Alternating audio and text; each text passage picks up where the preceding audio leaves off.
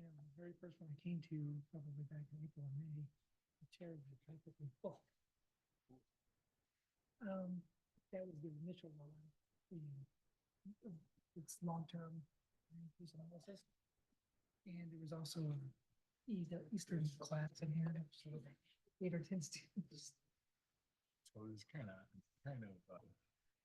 sleight of hand. Yeah. All right. Yes, these apparently tend not to be much. It's just a formality that the city wants to have for legal purposes. I don't know.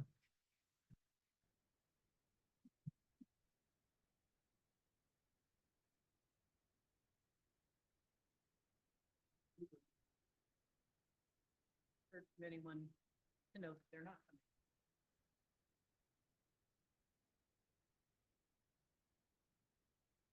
Whip them into shape. Whip them into shape.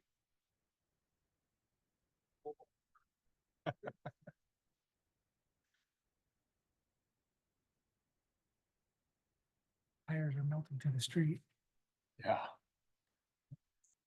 and hotter tomorrow. It's supposed to be a little hotter. It has to be chilling down a little bit.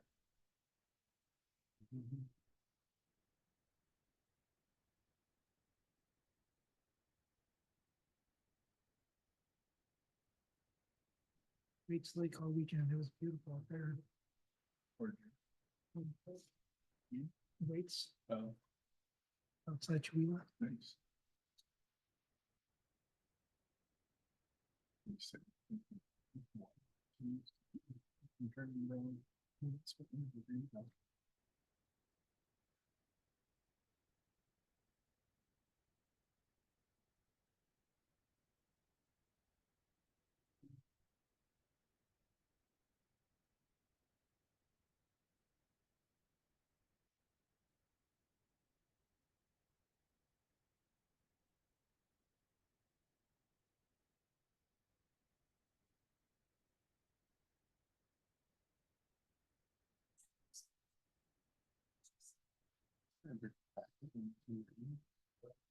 That's, I think, out of that.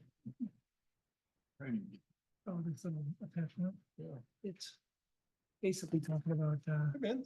animals, the livestock. issue. Yeah. And somebody out there breaking the rules.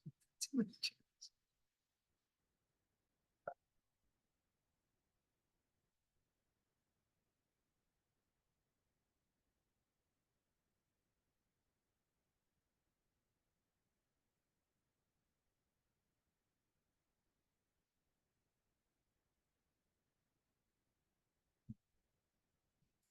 City ordinance. That's based on this.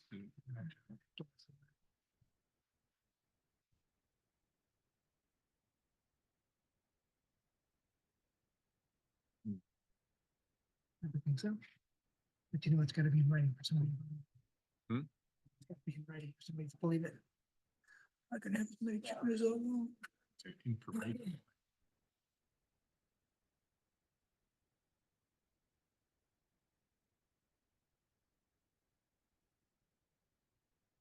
First, the chicken to the policy. I'd like to call this regularly scheduled meeting of the Cheney Planning Commission scheduled for July 8th, 2024 to order. Welcome, everyone. Appreciate you being here on such a wonderful blistery day.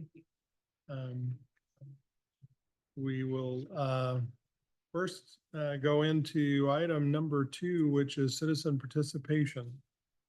Anyone that would like to provide any citizen participation? Ma'am, come up here to the podium if you would like. Give us your name and address and let us know what you would like to share with us. My name is Joyce Schmidt. I've lived in Cheney since 1942.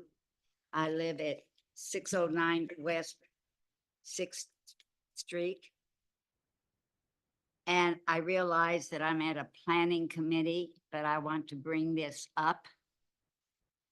Here, I will be at council meetings too. 904 Michael Anderson Highway is terrible. The whole highway.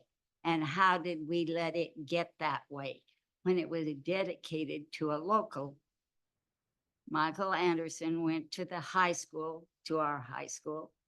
He graduated from University of Washington. He was an astronaut.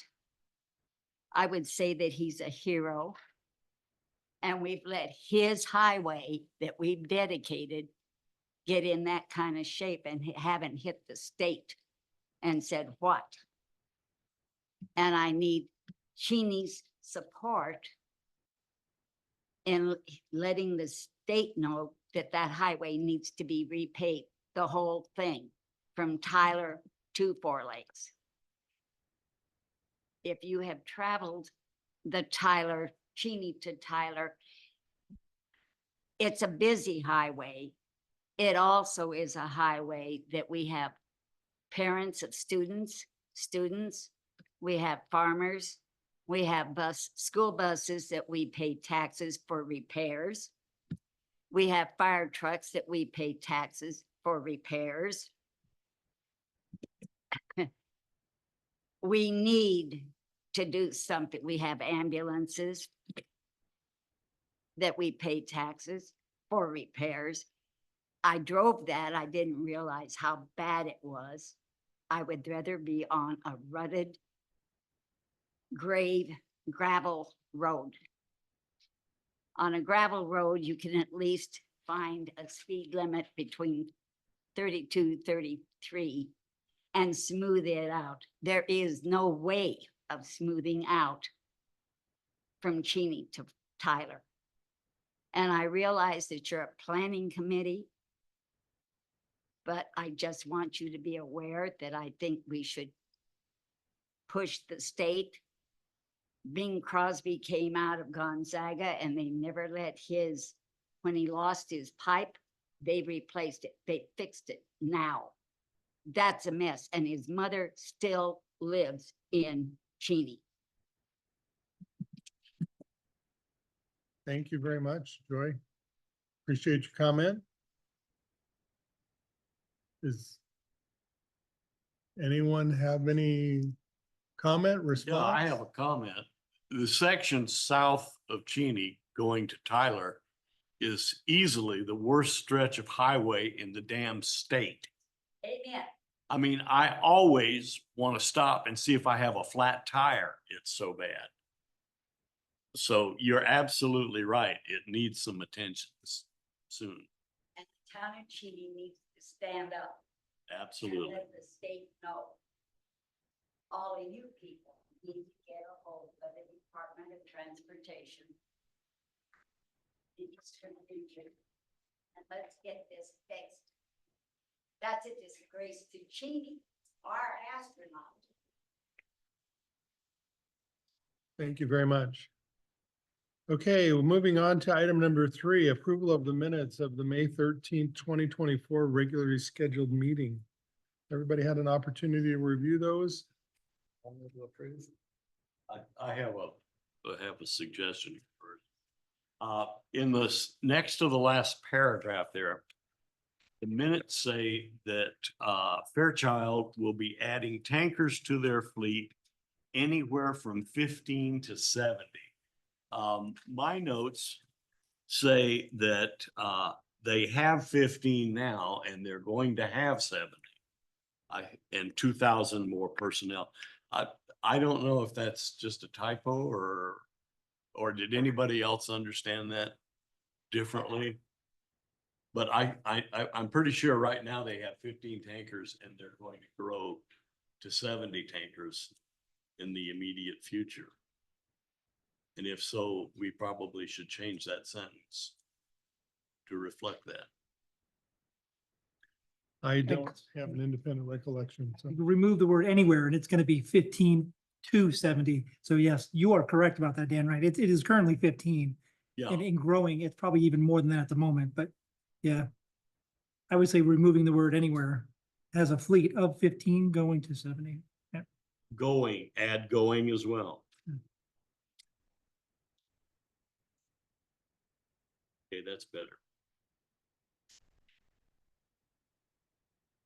Okay, I'll move to approve with the amendment. Second, been moved in, seconded that we approve the minutes of the May 13th, 2024 meeting with the corrections to page 2, the second to last paragraph, as previously noted. Any further discussion? All in favor, say aye. Aye. aye. Any opposed? Any abstentions? Thank you.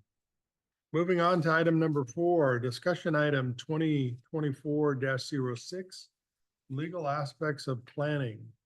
A conversation with City Attorney Michael Capone. There we go. Dun, dun, dun. See if I can get, am I on shared, Mark? You know?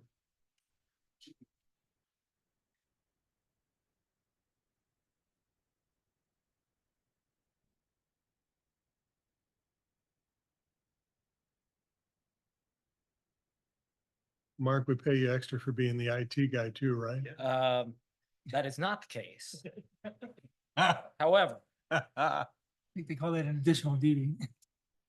All right, I'm going to introduce Mike Vaughn. He is a city attorney. We've been keeping him very, very busy these past 2 or 3 months, but like he has a little breathing room, and this is something that we should be doing about it when we get new planning commissioners, and it's just to have this discussion and this information provided to you. So we were able to fit it in the schedule, and I'll introduce Mike Vaughn, and he's going to do a little presentation on legal considerations in public meetings. Thank you, Todd. Good evening. I know you very well, Rick. I haven't had the pleasure of meeting the rest of you. My name's Mike Capon. I was at Witherspoon Kelly and then Holly Troxel for about 14 years. I practiced with Stan Schwartz and slowly, and with Rick for that period of time. But Stan sort of transitioned some of the municipal work to me over the last few years. I've been doing most of the work for Cheney, and now I'm pleased to be here full time. You have an excellent city staff, and I'm just very honored to be able to practice here day in and day out with my clients by my side. It's been awesome. So as Todd mentioned, there are some topics that come up frequently for the Planning Commission, and it's been a little while since the city attorney has briefed on those things. So we thought it would be a good idea to go over some frequent topics. This is an outline of the things I wanted to discuss. You know, it's a common lawyer joke, right? That they say, how do you know a lawyer's lying when their lips are moving? I have a very honest attorney right in front of me as your chair, and so I would take issue with that statement. I think people would feel the same way about me. I think a better joke is, how do you know a lawyer's lying? It's when they start a presentation with, I will be brief. That being said, I'm going to try and get through these slides as quickly as. Doing something wrong here.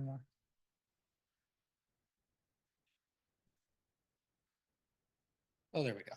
I was just off there. Okay. First topic is the Open Public Meetings Act. I'm assuming all of you have probably taken OPMA training. That's generally required within your first 90 days, and then subsequent training every 4 years. I'm going to hit some of the highlights that I think are particularly applicable to this commission. As you know, as the name suggests, the OPMA requires that our meetings be public. The definition of meeting includes a gathering of a quorum of the governing body at which action is taken. Being that you're a 7-member commission, that would be anytime there are 4 of you standing together, or on the same email thread or in the same text message string, you have a quorum. And if you're talking about official business, you have a meeting that is subject to the OPMA. The definition talks about action occurring, which you might think means, well, okay, we're having a conversation in the hallway or at, our favorite watering hole or whatever. We're not voting up or down on this. Well, the definition of action includes discussions as well. So it's something to be mindful of. There's nothing to prohibit you from hanging out together. I don't know if you've got a golfing foursome among the group or what it might be. There's nothing prohibiting you from doing that. Just make sure that you don't talk about official business outside of a regularly noticed public meeting. As far as the notice is concerned, a regular meeting like this that's provided for by ordinance, we don't have to give special notice typically. The ordinance itself gives that notice.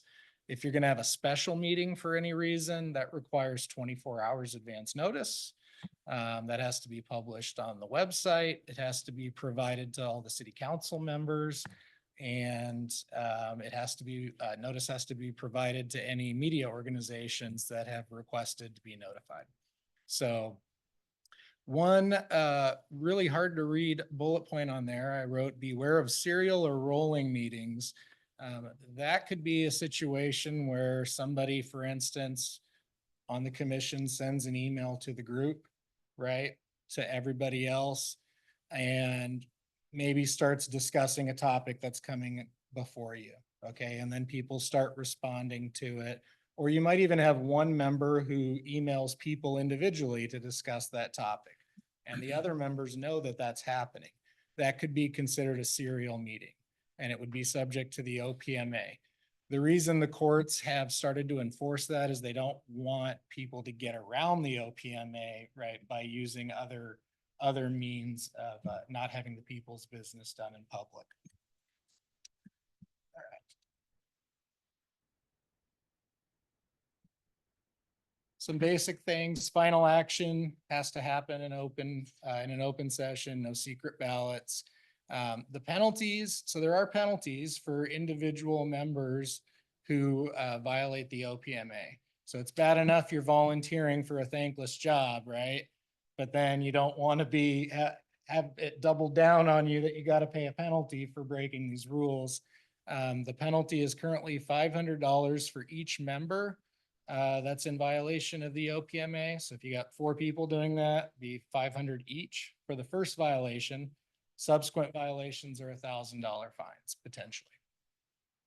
And then, to give somebody an incentive to tattle on you to the courts, the statute actually allows that the person bringing the claim can recover their attorney's fees and costs for enforcing it. There are exceptions to the OPMA. The one that I thought was worth highlighting is executive sessions. You're probably familiar with those. An executive session allows you to discuss in private without the public present certain topics that are listed on the slide. The ones that are probably most likely to come up, I would say for you guys, would be a current or potential litigation and maybe legal risks of a proposed course of action. You might have somebody coming in here and testifying about how they're going to bring a lawsuit or a LUPA claim or something like that if you take a certain course of action.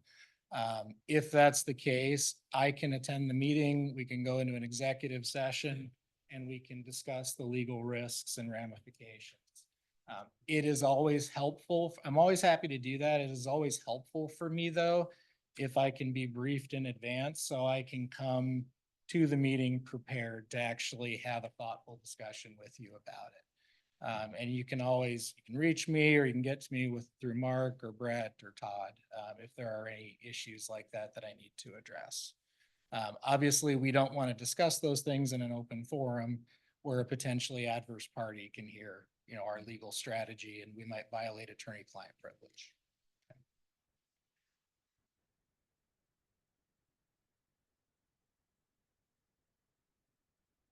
Okay, one thing that makes your job particularly difficult is that you wear 2 hats in these kinds of meetings and hearings.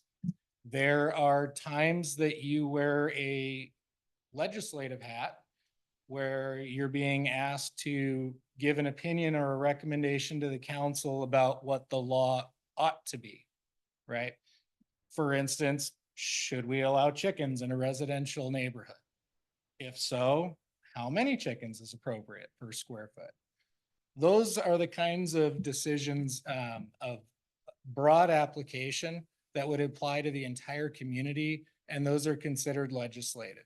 You have a lot more freedom in that situation to speak publicly about how you feel, to bring in, your experiences, your life experiences and things like that.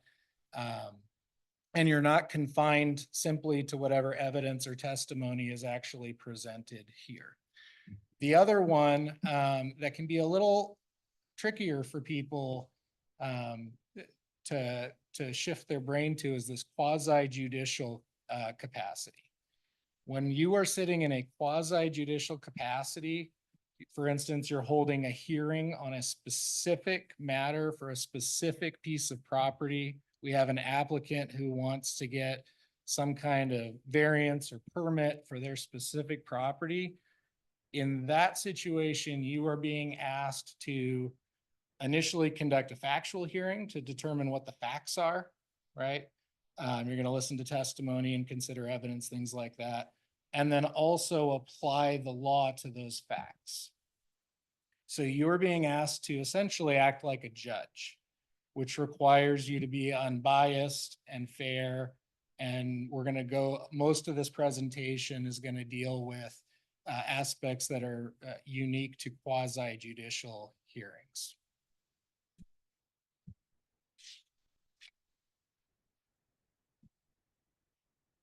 The first piece of that's the appearance of fairness doctrine. Got the citation for you there. This only applies to quasi judicial land use decisions. And again, it's not just that the hearing needs to actually be fair to all the parties involved, but it has to have an appearance of fairness too. So a neutral third party watching what's going on and being aware, of the process that was employed would believe that it appeared to be fair.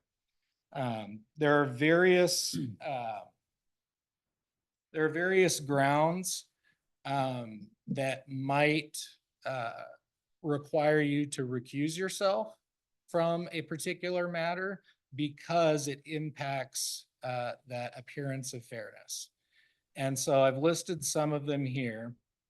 If you have an apparent bias, prejudice, or undue influence, and specific examples are a personal interest in the outcome. So let's say that you actually are the property owner who is applying for a variance. That would not appear to be fair if you're actually the judge in your own case, right? Similarly, if your employer was the applicant, it would not appear fair to a third party that you're going to sit in judgment on that. That extends to, direct family members. You kind of know it when you see it. And then there's also some case law out there that tells us what counts and what doesn't. Prejudgment of issues, again, you're supposed to come to this like a judge would, right? Without having already made up your mind, that you're actually willing to listen to the facts and the argument and make an informed decision. So just be careful about talking about these issues and expressing your opinion before we've actually had a hearing and people have an opportunity to make their case. And that dovetails into what is actually the most common example of a violation of the appearance of fairness doctrine, and that's ex parte communications. And this word gets used a lot in the legal world, where we're typically talking about an attorney or a party to a case going and talking to the judge directly about their case without the other side present or their attorney being present. Ex parte generally means by or for one party. So this is somebody making their pitch to you, sitting in your capacity as a judge or a quasi judge, and making a pitch without the other side having an opportunity to rebut what's said. So now you cannot always prevent somebody from coming and talking to you, right? You probably have friends, colleagues, neighbors who know that you're on this commission, and they may have something in front of the commission that they care deeply about, or it might be their own application, or, they've got an interest and they know you're on the commission, so they want to get your ear because they probably don't know there's a difference between your legislative capacity and your quasi judicial one. If that starts to happen, I would recommend you politely try to just interrupt the person and say, I appreciate your comments. There's going to be a hearing on this date and time or at some future time. You're free to come and express your opinion at that time. But regardless, I would highly recommend that you document the interaction, because you can actually solve and cure a violation, this ex parte violation, by doing two things. And the first is to disclose the substance of the communication on the record during the hearing, and you provide an opportunity for people to rebut that. So for instance, you've got somebody who comes up to you, they won't be interrupted, they won't stop talking, and they make their whole pitch for why you ought to vote a certain way on an application. What I would recommend you do, again, have that conversation with them that you're not allowed to talk about it outside of the hearing. I would document it. I would put it in writing, do the 5 Ws, who, what, when, where, why, and who was present, what did they say, what was the position that they made. And then I'd recommend emailing it to yourself, to the chair, to somebody else, so that whoever you need to email it to make sure it gets in the record. And that when it actually comes before this body for a hearing, that you've fully disclosed it. Look, this person talked to me about it. Here's what they said. And then either proponents or opponents have a chance to speak in regard to the point that was made. And of course, the other option would be to recuse yourself. But I think if it's simply an ex parte communication, I don't think that's necessary as long as you follow those 2 steps.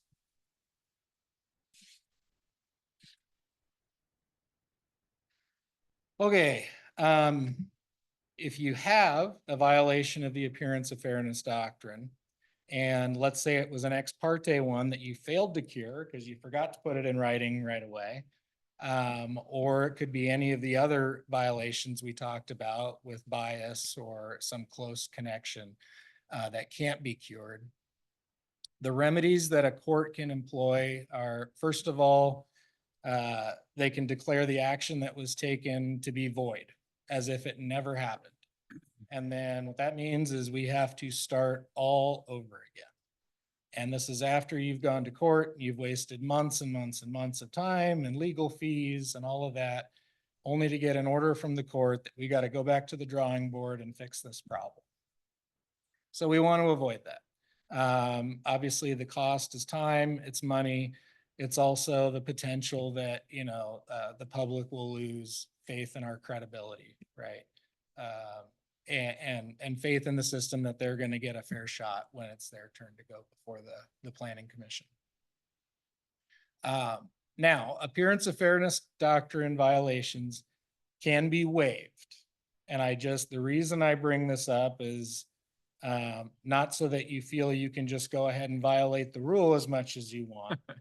But what you need to understand is that a party who might want to challenge an appearance of fairness violation, they can waive it if they don't raise the issue when they know about it or should have known about it. So the know about it or should have known about it. The practice tip that I have up there, and I've read minutes from your prior hearings, so I know that this commission does a really good job of this, is at the beginning of your hearings, you ask people, does anybody here feel like they have, a conflict of interest or any kind of something that would be a violation of this doctrine? And people have an opportunity to speak up. If something comes up that you don't think is an issue, but somebody might later raise it as an issue, or maybe it's an ex parte communication that you have cured, it's a good idea to bring that up on the record Because now anybody who wants to challenge the action knows about it or should have known about it because it became a matter of public record. We've put it out there. So if they don't object to you serving on the commission during that hearing, there's actually cases on this that say because bringing a LUPA appeal requires you exhaust your administrative remedies, that includes objecting to somebody's participation for appearance of fairness doctrine. So it's always better to get it out there at the beginning of the meetings. And again, I know you guys do this when you have quasi judicial hearings, but I did want to stress that point. So did I hear you say that you bring it up and then somebody in the audience or from the commission has to object? And if nobody objects, then you can sit in still? Okay, just wanted to make sure I understood that. Yeah. Now, again, if you have, for instance, it's your application. Right. You're not gonna want to do that, There's right? no, You're there's gonna no want get to out of jail recuse card yourself. on that one, right? Right. Got it. Right. got it. But let's say it's, your second cousin twice removed or whatever, who you never even see because there was a falling out in the family. Those might be the kinds of things you just say, hey, we share the same last name. We're distantly related. It's not a conflict. I don't have any, it's not going to impact me at all. I'm just putting it out there for everyone to know. And chances are nobody's going to object to that. So. Okay.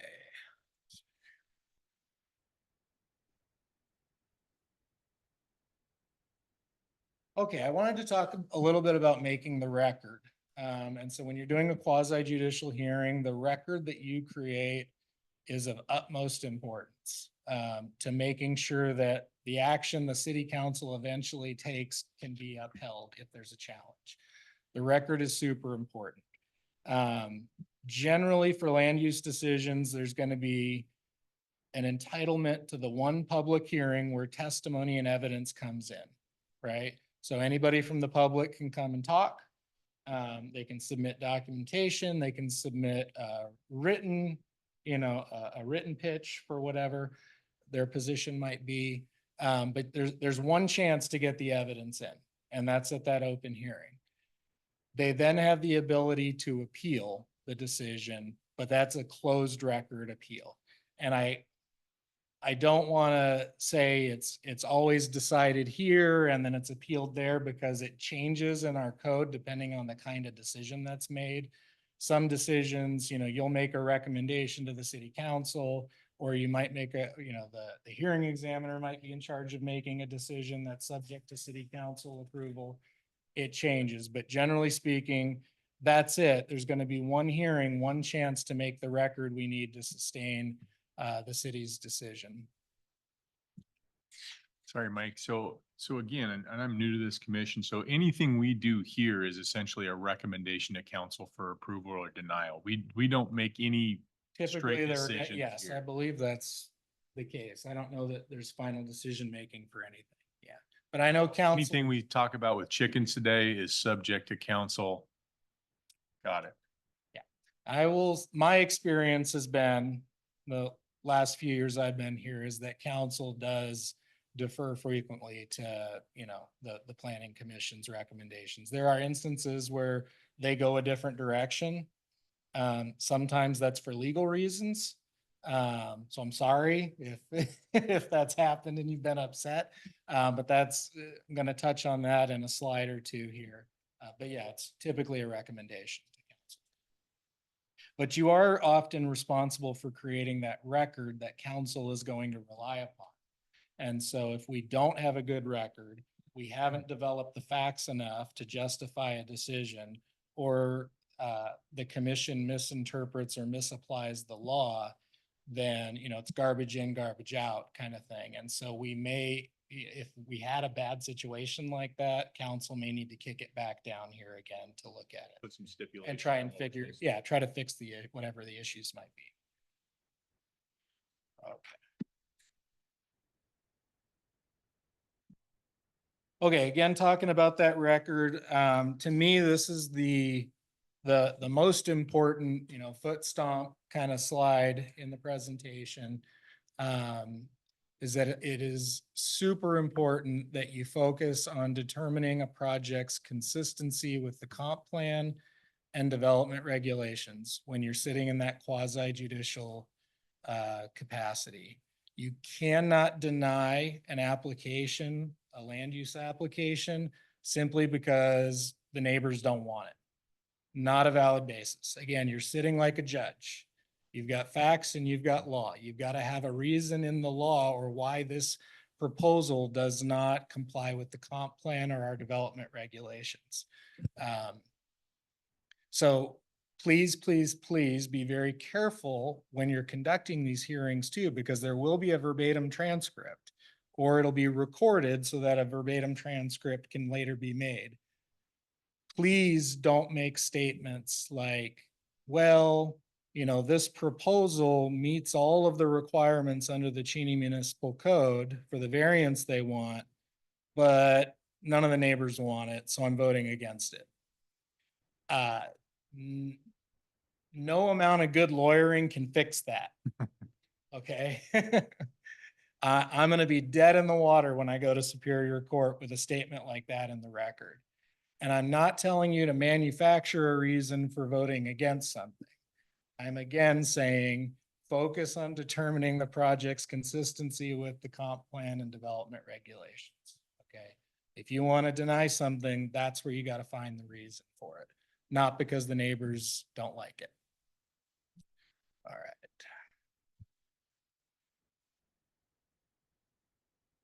Okay, last couple of slides. All right, this is the why, right? Well, other than having a fair and impartial system, right, and actually enforcing the law as written. The other part of the why it's important to follow these rules is the enforcement piece of this. The first one I've got on the slides is LUPA, the Land Use Petition Act. So this has been around since the 1990s, 94 and 95.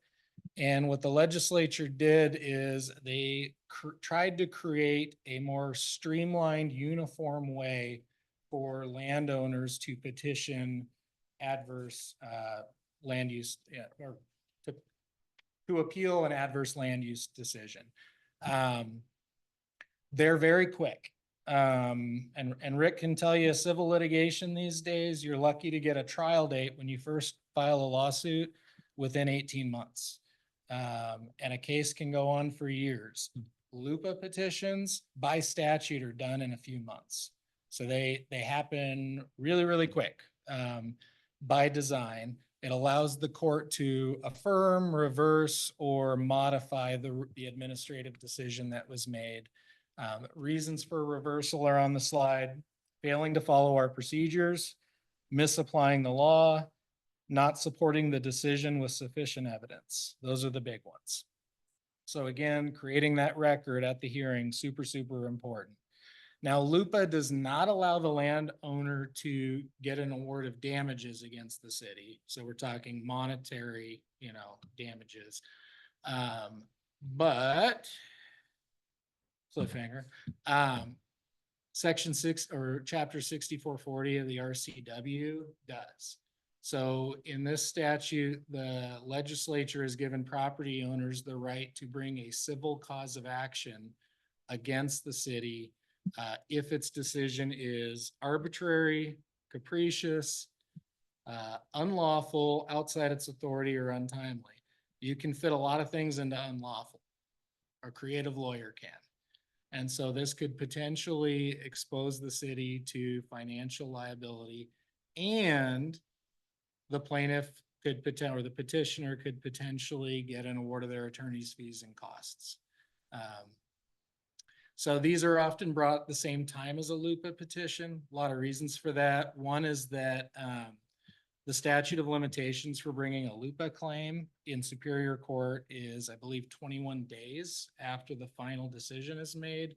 And the statute of limitation for the action on damages is, I believe, 30 days. So it's really quick. A lot of statutes of limitation in Washington are 3 to 6 years, somewhere in that range. This is very fast. And the requirement that we respond to it, again, these cases move quick too. So we just want to be mindful of that. This is why it's important to follow the rules, create those good records and make sure, you know, you're aware of which hat you're wearing. Hey, Mike, another quick question. Are there instances where a city code might conflict with the RCW? And if that's the case, is the responsibility to follow the city municipal code or the RCW, or do you try to balance both? It depends, right? Class, that's the lawyer answer, I guess, all the time. It depends. For the most part, you know, the city's gonna have to comply with state law. Yeah. And so, if we are directly contradicting state law, if our code did, then state law is typically gonna trump. Sometimes the city will add additional requirements on top of what the state requires, and if we can harmonize them, that's what a court will always try to do, is to avoid the conflict by finding a way to harmonize them. So I'm hearing you say there probably shouldn't be situations where it's different. Have you come into that very often? Well, I would hope if I've reviewed it that I've caught that. You caught it? But there could be situations where we just, you know, the code might just need to be updated and frankly, I've seen some parts of our code that it's internally inconsistent. Or would appear to be, but then there's rules for statutory interpretation you can employ to try and figure out what the law is right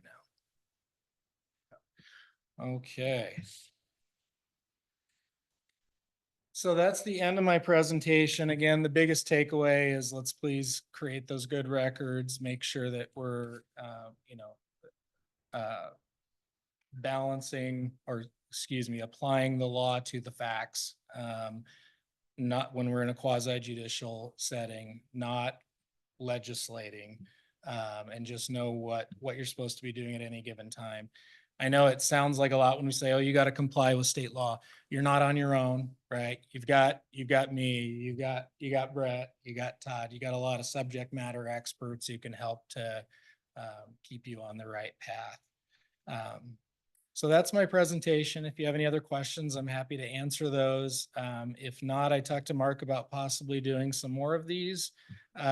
This is kind of a broad introductory one, but if you guys want to do a deep dive on vested rights, on spot zoning, on issues like that, that might come before you, then I'm happy to come back and do that.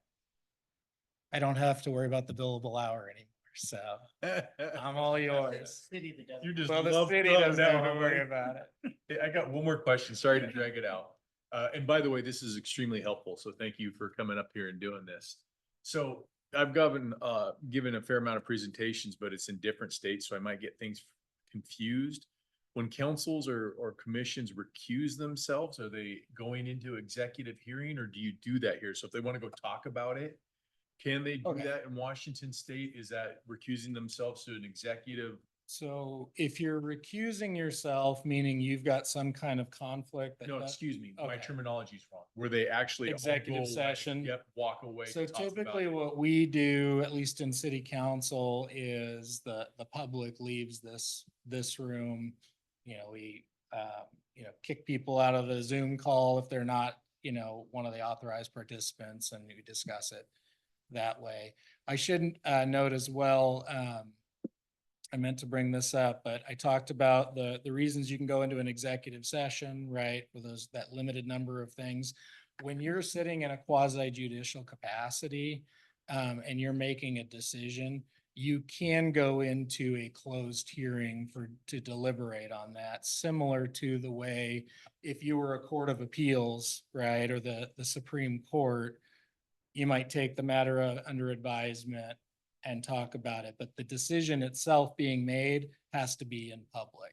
Is it documented when it goes into closed hearing? So it's still a public record, or? Minutes aren't kept when you're in a closed hearing like that. And if it's an executive session, you cannot, what happens in executive session stays in executive session. It cannot be disclosed outside of the room.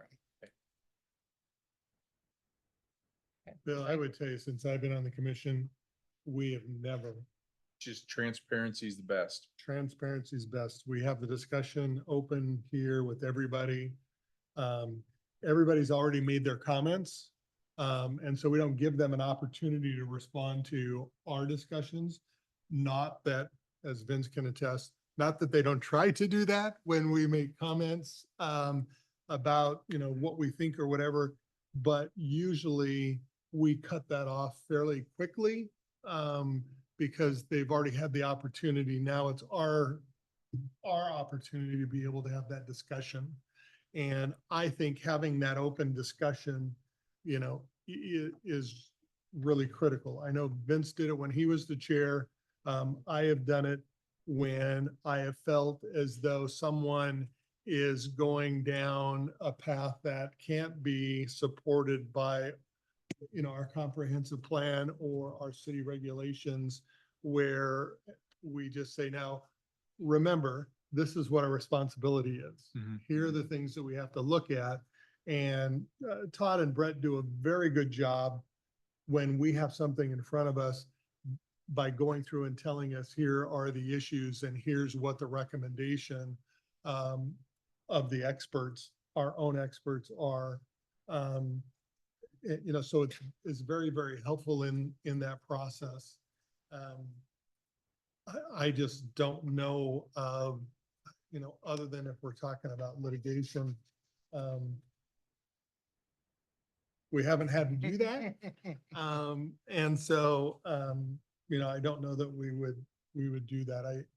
I think we've always tried to be, open so that people actually hear our thought processes. And then there can't be any, criticism that we discuss things outside of their hearing and we, made a decision, before we came back and actually took the vote. So we try to do that.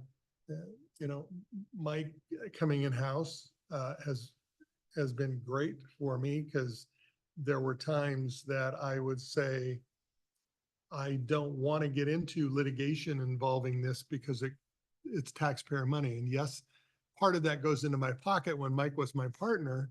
And if that happened, then I had to recuse myself to do that. But, I think the commission, ever since I've been on, has been very conscious of not making decisions that are going to create legal problems, for us. And I know Vince did it on several occasions where he said, I'd like, some advice from legal on this. And so we would continue a discussion until we got, somebody here that could answer questions, or if there were questions that couldn't be answered. I'm not the person to answer those legal questions because I don't practice in, these areas. What I know is what basically Stan and Mike have taught me over the years of them being representatives. So I don't try to insert my knowledge because one, I would be doing a disservice to our community, and two, I'd be committing malpractice. And I don't particularly want to do that at this point in my career. I've staved off that that issue for 38 years now, so don't want to create that. So that's how we try to do it here. Just to be open so that everybody knows, what's happening. And I think that the council, Vince can speak to this because he's on the council, appreciates that too, that we've listened to and heard and had our discussion in front of the public. And I agree, they don't always agree with us, and that's okay. They get to call the shots, and I'm okay with that. It's just like I'm in front of a judge. I don't always agree with them, but I don't get to say, yeah, but they're making their decision. And so that's the decision. My yeah, but is I can appeal the decision if I think I have legal rights to do that. Similar to what we have in our regulations. So Mike, I appreciate this. You know how much I appreciate you anyway, but having the ability to be able with so many new board members or commission members. It's great to have those reminders.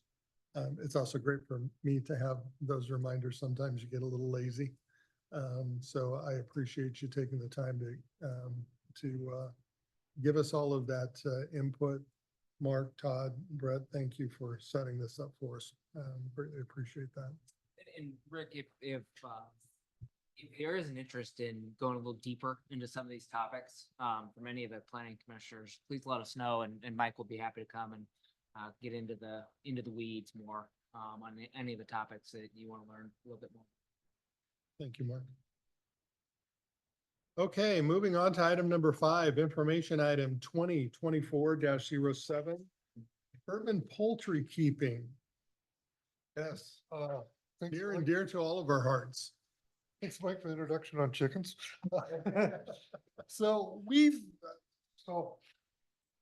chickens came up about 14 years ago from the planning commission, whether or not we should enforce regulations on people having chickens. At that point in time, we decided not to go the ordinance route. We just came up with a chicken policy. That's something that included in your packet.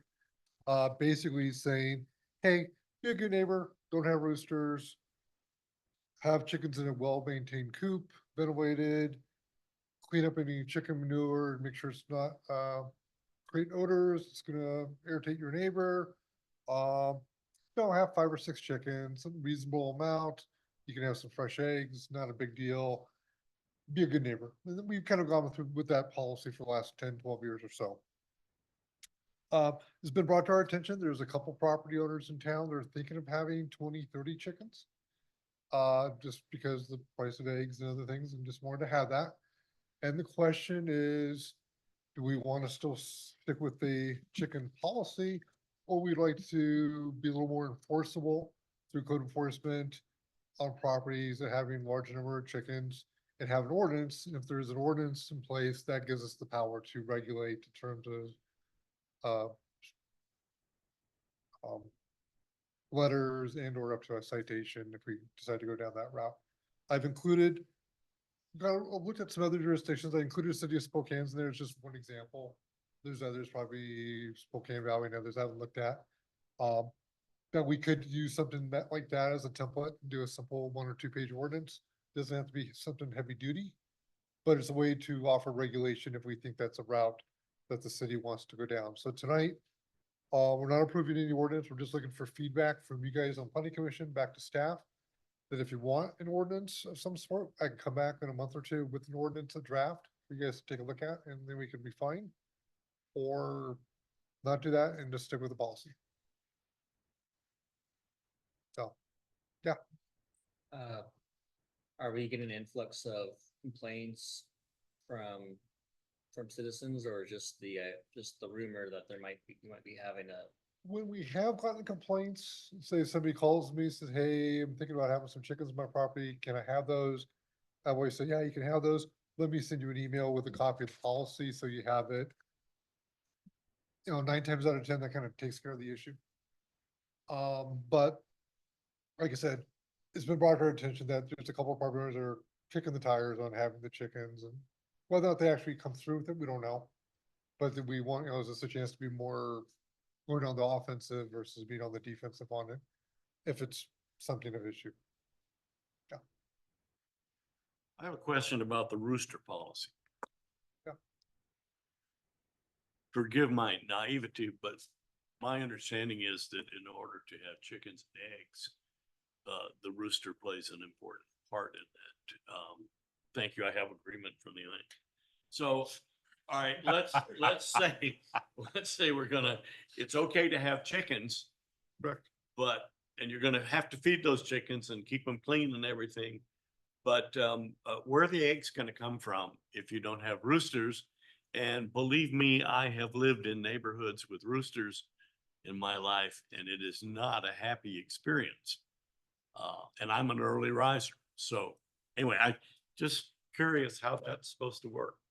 Well, the rooster thing is in there, it's just for the crowing in the morning. That's the reason the rooster thing is in there. I don't know how you don't rooster. Well, I'm aware of that. You don't actually need a rooster to produce eggs. You do not. no, that's why it's in there, is for that purpose. Didn't know that was Oh, a thing. technology. As far as the birds and the bees that making eggs, not gonna go into that tonight. So for my own edification, is it like an artificial process then, or you just don't need roosters for eggs? Don't need roosters for eggs. Huh. I'll be darned. There's no Uh, rent a rooster program out there, I guess. I have a son and a daughter that they have chickens and they have no roosters for the very reason that Dan said. They don't want to be woken up that early in the morning, so they just have the chickens, so. So, I mean, if we did do an ordinance with the policy we have here, we just write that up more in an ordinance form with thous and shells and things like that versus you should and could. So right now is the policy enforced as some kind of nuisance if anybody quote unquote crosses the line, or there's just really no worry about it that much, or? Well, if somebody comes to us, I'll give them a phone call, say, hey, can you clean it up and kind of be a good neighbor and, There's no teeth. there's no teeth to it. You know, if somebody, Brett has a conversation, they say, he says, be a good neighbor, and they're like, pound sand, I'm gonna have 50 chickens. There's nothing we can do about it. Well, there's a difference between 6 or 8 hens and then having a farm of 20 or 30. I mean, I was raised on a farm and a couple of chickens isn't a big deal, but you get 40 or 50 hens going and then the clucking just is as annoying as the rooster. So, Yeah, I mean, exactly. I mean, is it a small thing, having a few chickens for farm fresh eggs, or are we Tyson Farms? It's what scale? So like Dan, I've kind of lived in the community for a few years and it has been a problem before, but I think with some reason, people, so we had one actually not too far from Vince's house and my house. I think one house in between Vince's property and my property that had a rooster for a while. And they wanted to be good neighbors, so they got rid of the rooster. I don't know if they have any chickens still, because I don't see them. I see a coop back there, but I don't see the chickens, but I think for us, it's more of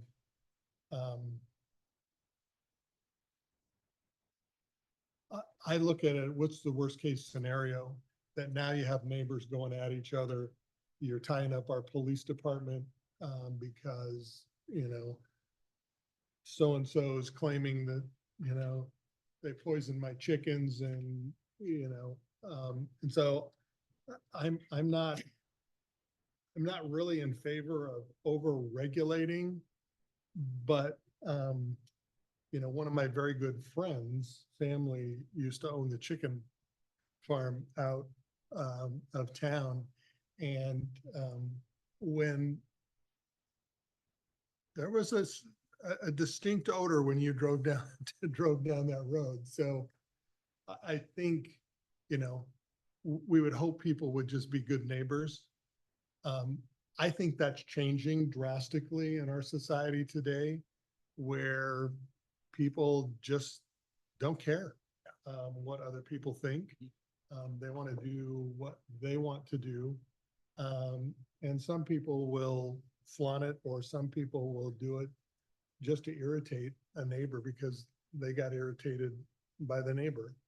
And so my belief is in this situation that it would be helpful to have an ordinance that actually has some enforcement value for us, so that we don't turn into, having one of those neighborhood,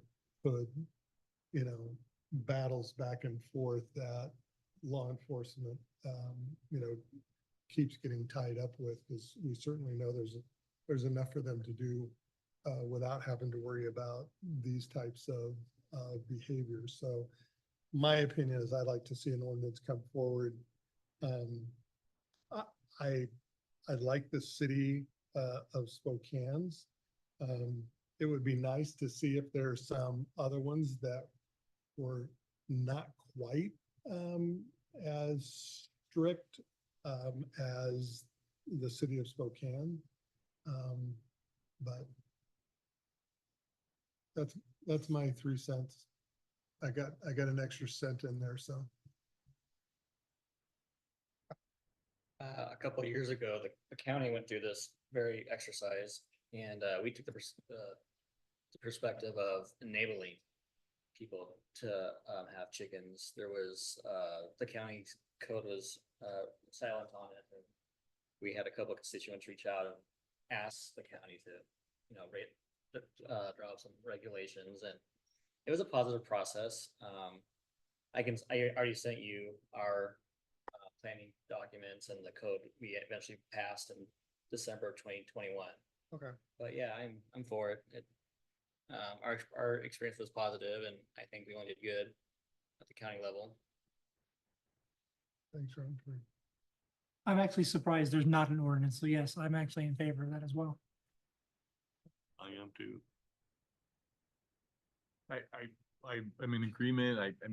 I'm always keep it simple kind of approach. I thought the city one was a couple of pages, it's been probably a page too long, but I'm in favor of seeing something as well, please. Yeah, I'll look at the counties, the valley, maybe some other jurisdictions in Eastern Washington. And come back next month or two. Sorry, Brett. Tasha, do you have any comments?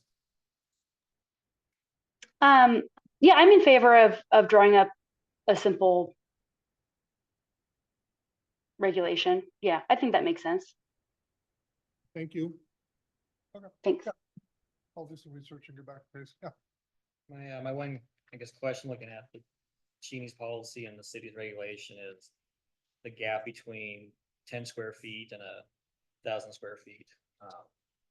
It's pretty wide, so I don't know what you think would be the best for Cheney, but I have no thought on it right now. That's just glaring to me. The policy is more of, how much space does a chicken need to move around? The other one is based upon carrying capacity for property. One, if you have 5,000 square foot lot, 5 chickens, you have a 10,000 square foot lot, 10 chickens, just as that type of thing. With anything like that, it's a regulation thing, then okay, if whoever's doing code enforcement at that point in time has to go out there, pull the assessor, figure out square footage of property, go count chickens.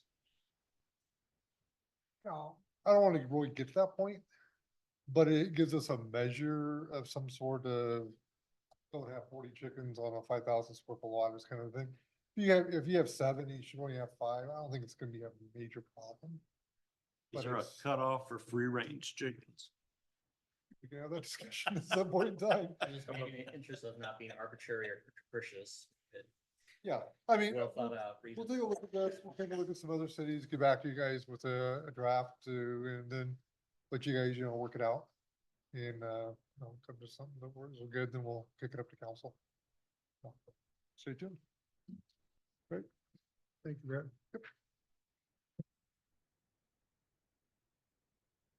Okay, moving on to item number 6, commissioner reports. Any reports from our commissioners? Hi there, this is Tasha. It's not really a comment, but a question about the notice on 904 inbound to Cheney of the road closure. Can someone speak to what road is going to be closed for a month? Todd? Yeah. Yeah, 904 is going to be closed right at the intersection of Betts Road. They're going to do it in a couple of sections. They're actually replacing the railroad crossing that goes all the way across. It basically crosses Betts and it crosses 904. They're going to replace that whole segment of rail, including all the concrete pads around that. So they're going to need a couple of shots at it.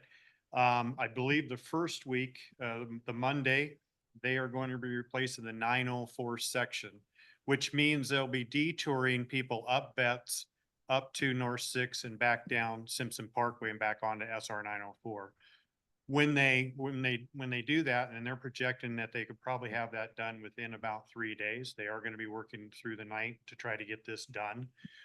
Then they will regroup on the next Monday and do the Betts Road closure, which will mean 904 will be open. However, we'll have to sneak back around to get up and down Betts. So those are the two distinction on that. It does say for a whole month. They have X amount of rail to replace, but the concentration in the first 2 weeks is to get that road opened up.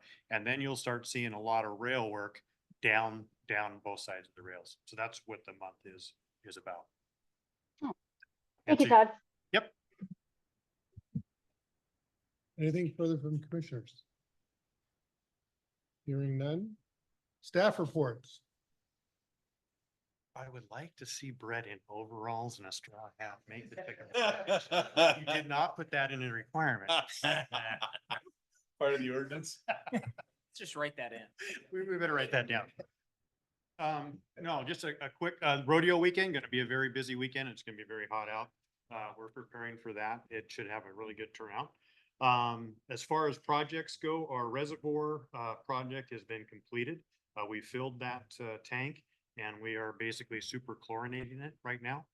We got approval from, DOT to go ahead and reduce that chlorination with a different, basically a different byproduct and get it down to about 2 parts per million.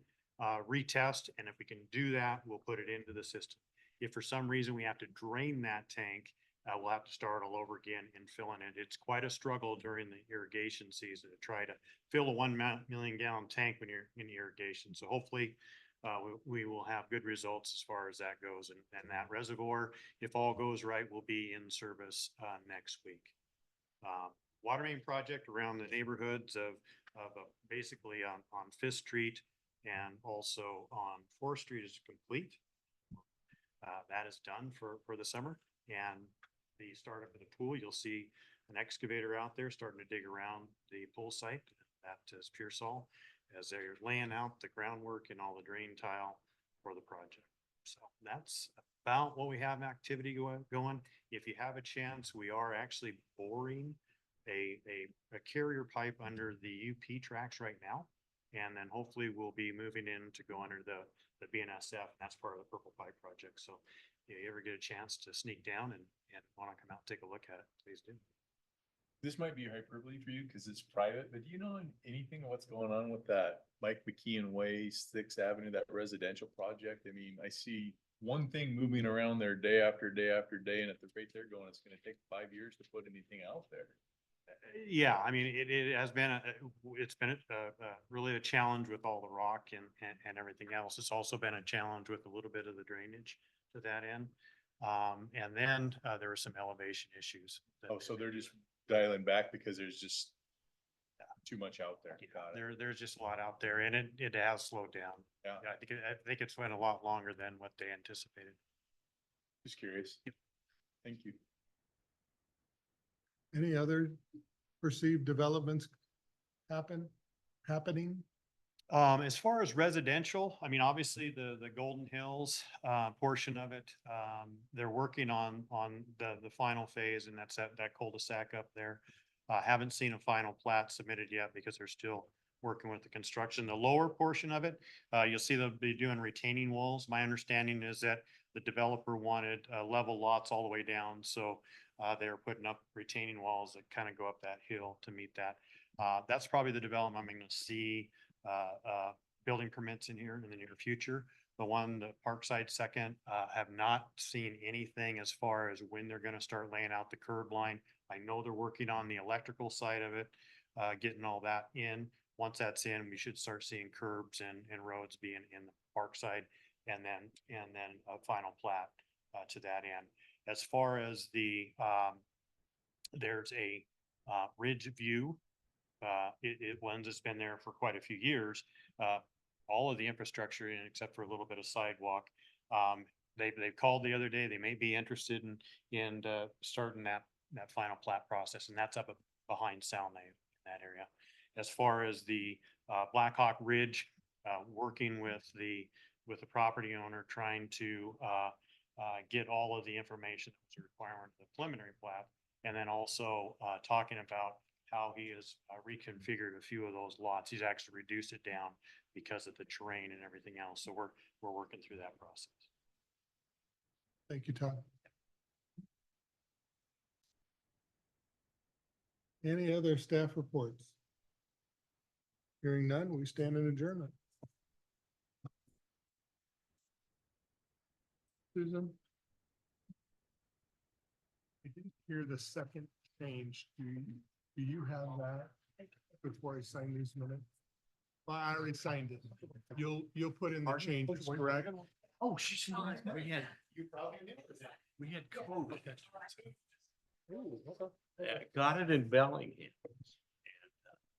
Thanks, Mike. Have a safe drive home. Tell Megan Yeah, hi. it was, Sounds like it was touch and go. it was a near miss. She got severely dehydrated. She won't go to the hospital. You can tell her she needs to go, yeah.